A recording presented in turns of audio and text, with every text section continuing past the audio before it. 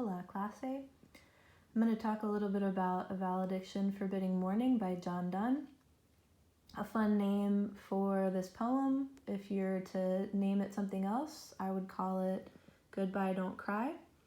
And this is a poem from when John Donne was young and very deeply in love. So still in that first portion of his set of work.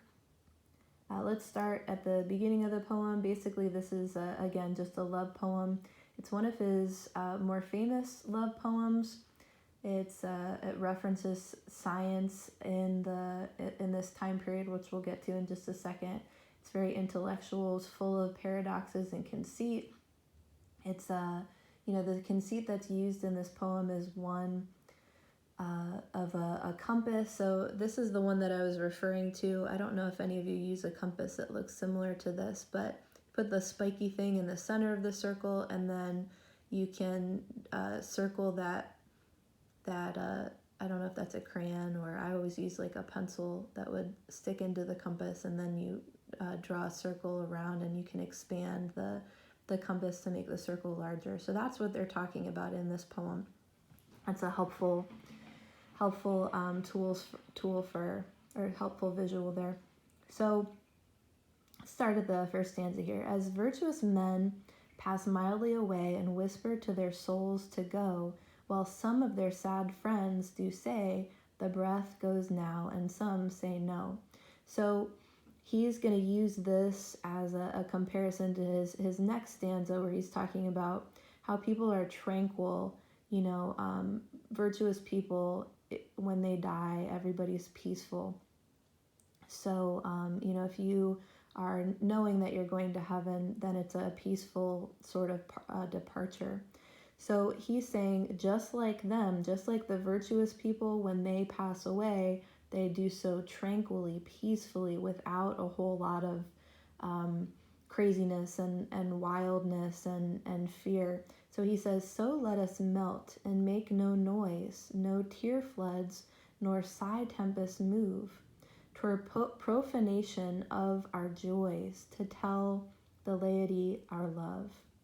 So what he's saying here is he's comparing back to that first stanza. He's saying the parting of lovers, true lovers like us, should be the same as those who are headed to heaven, those who are tranquil, those who are peacefully passing away. So when we part, we shouldn't be like people that are freaking out and crying and screaming and clinging to each other. No, we should melt, make no noise as we part.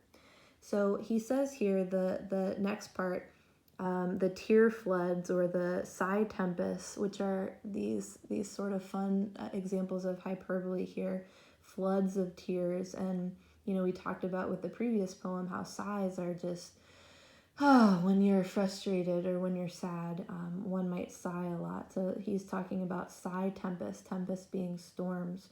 So our sighs shouldn't be like storms when we're parting. We shouldn't cry a whole bunch. We shouldn't cry tears that flood the land when we're sad, because this would profane, this would destroy, or and to look at the definition of profanation. Action showing this would disrespect our sacred love. So here he's saying that by freaking out about our parting ways, it would be broadcasting their hearts, and it would trivialize their love. So by freaking out, it would make their love seem trivial. It would make it seem more insignificant to tell the commoners, the laity, our love. Moving on to the next part. Moving of the earth brings harms and fears. Men reckon what it did and meant, but trepidation of the spheres, though greater far, is innocent. So he's talking about here, making references, scientific sort of references about man freaking out about the movements of the earth and putting too much thought into the way that the earth moves and space, and the way that orbits are not in a direct circle, that they are less than an exact circle. So he's talking about these patterns. People freak out about the inconsistent patterns of the stars and of the planets, but they're innocent. It really isn't something to be freaking out or worrying about. So the next section here.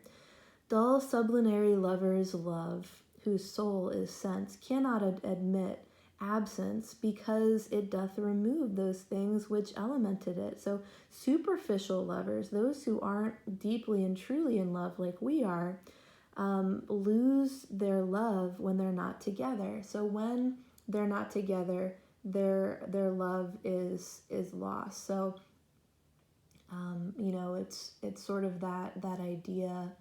I don't know if you've ever heard this phrase, when you can't be with the one you love, love the one you're with. So that's kind of what he's referring to here. So he's saying superficial lovers, those who aren't really in love, when they're apart, they lose that love. But he's saying in the next stanza, but we by a love so much refined that ourselves know not what it is, enter assured of the mind, care less, eyes, lips, and hands to miss. So while these superficial lovers, when they're not together, their love is destroyed, when we are not together, it makes our love even stronger. So we grow stronger, and we're able to handle separation, unlike those who are superficial in their love. And so that's where this phrase, absence makes the heart grow stronger. Into the next section, our two souls, therefore, which are one, a paradox there, an example of a paradox, though I must go, endure not yet a breach, but an expansion, like gold to airy thinness beat. So he's saying that when we're separated, just like the compass, so if you look at that visual, just like a compass, when we are apart, we're still together. So we're still connected. So if you look at the compass, here's the portion where they're still connected. So here's her, and here he is.